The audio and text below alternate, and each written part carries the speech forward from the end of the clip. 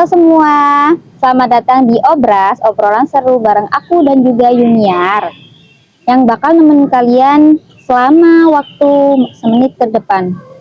Nah, hari ini kita bakalan ngebedah satu topik yang kedengarannya itu berat, kuliah banget, tapi seru dan relate abis sama kita. Nah, kita bakal bahas satu soal pendidikan bela negara. Kita gak bakal bahas teori template hafalan UTS ya.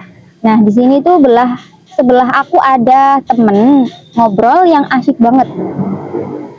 Halo Kak Sania. Salam kenal nih.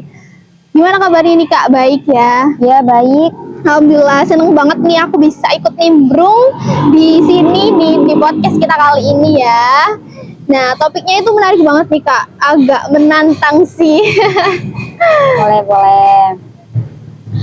Menantang banget ya. Oke, langsung saja. Nih, kalau kamu denger kata bela negara itu ya, apa sih hal pertama yang langsung muncul di kepala kamu? Jujur ya, apakah langsung bayangin liatin militer yang panas-panasan, merangkak di lumpur, atau ikut wajib militer kayak di Korea gitu loh? Enggak dah. Gimana?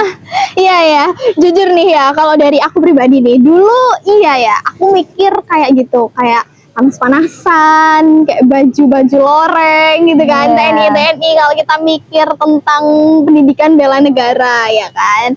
Nah, tapi semenjak kita pelajari lagi nih di mata kuliah kewarganegaraan, ternyata nih untuk pendidikan bela negara itu nggak hanya sekedar itu nih, Ya. Mbak Sania.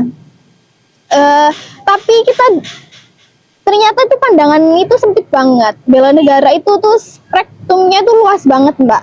Melingkup sikap, perilaku, sehari-hari itu tuh udah kayak nih ibaratin kalau kita itu cinta NKRI, Mbak Bita. Itu. Tapi sebenarnya esensi bela negara di zaman sekarang buat kita anak muda yang seharian megang gadget, kaum rebahan tapi pengen produktif, itu wujud aslinya kayak gimana sih? Kalau ngomongin wujud asli nih Mbak ya, wujud asli itu adalah kontribusi sesuai zamannya Mbak. Kita kan zaman modern nih Mbak ya, udah dimasuk di zaman digital, zaman modern, seperti itu. Kalau dulu musuh kita itu fisik, kayak kelihatan gitu Mbak. Sekarang musuhnya itu digital dan kultural. Contoh gampangnya itu kamu saring dulu berita-berita sebelum sharing.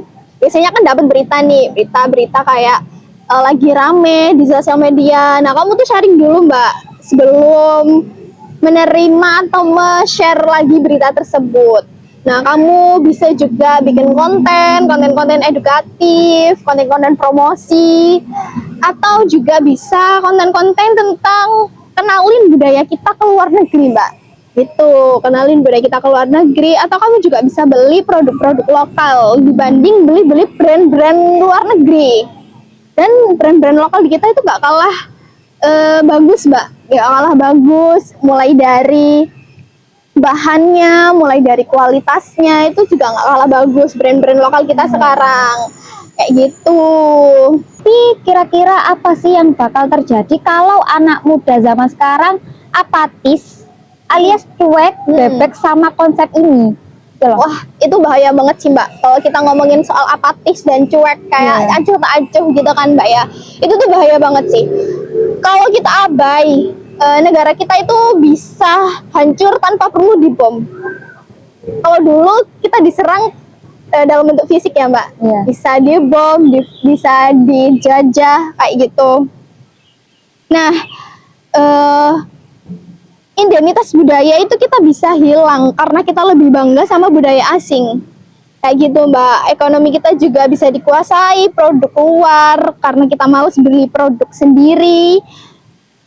Dan yang paling parah, kita itu gampang diadu domba lewat konflik media sosial kayak tadi berita-berita kayak gitu kan. Jadi kita itu pinter-pinter saring-saring berita Mbak.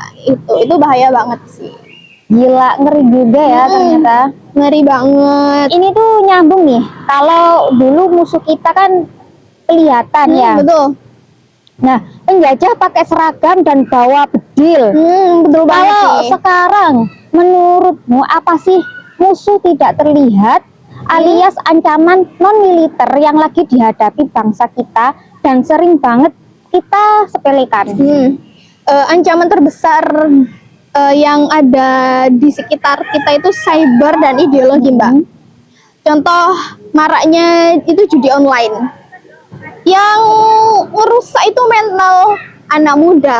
Tahu kan judi online ya, Mbak? Iya. Kayak apa sih, kayak main-main judi gitu kan. Iya. Kayak main terus habis itu sekali dapet, habis itu ketagihan lagi. Itu tuh merusak mental anak muda. Kenapa merusak mental anak muda, Mbak? Jadi merusak mental anak muda, jadi kita itu merasa bahwa bekerja itu lebih mudah, Mbak.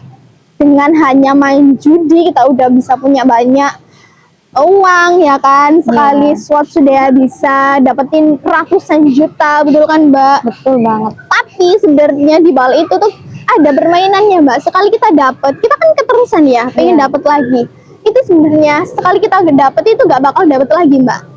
Kayak gitu, judi online. Jadi itu merusak mental, bisa ketagihan, bisa kecanduan, seperti itu, Mbak. Terus gimana nih? Kita mesti memposisikan diri di tengah badai digital ini tuh biar tetap jadi agen bela negara. Kalau ngomongin posisi ya, posisinya itu harus jadi pemberhenti hoax, gitu, Mbak. Jadi kalau dapat berita yang kompor atau nggak jelas sumbernya, itu stop di kita. Jangan kita share, jangan kita sebarluaskan lagi. Jadi kita itu lebih pinter-pinter sharing lah. Ini sebenarnya berita itu bener nggak sih? Sebenarnya berita itu hoax nggak sih? Atau cuma panas-panasan media sosial aja nggak sih? Gitu. Jadi berhenti di kita. Misal ada berita yang nggak baik, stop aja di kita dulu. Kita sharing kalau emang beritanya itu bener kayak gitu, baru kita bisa boleh share. Tuh, jadi gunakan jempol kita itu buat bikin yang adem-adem aja, narasi-narasi adem, bikin konten-konten edukatif, konten-konten yang ada dampak positifnya gitu, Mbak. Mantap, stop hoax ya. Betul banget, stop hoax.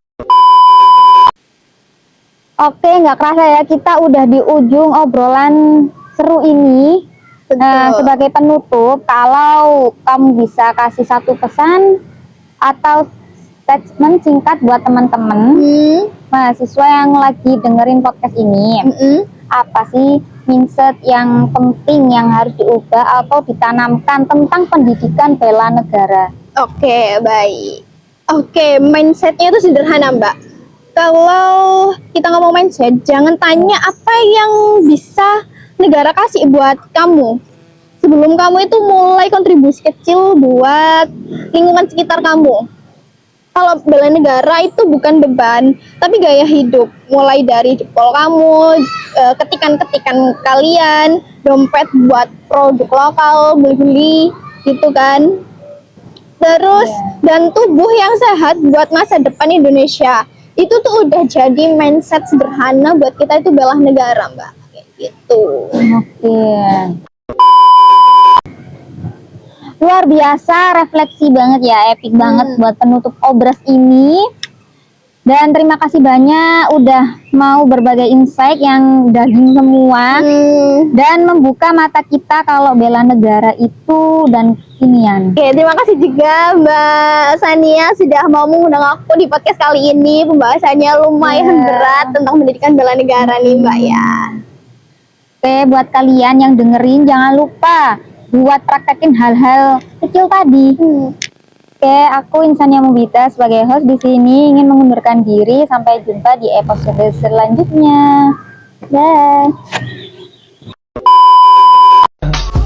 I just had to let you know you're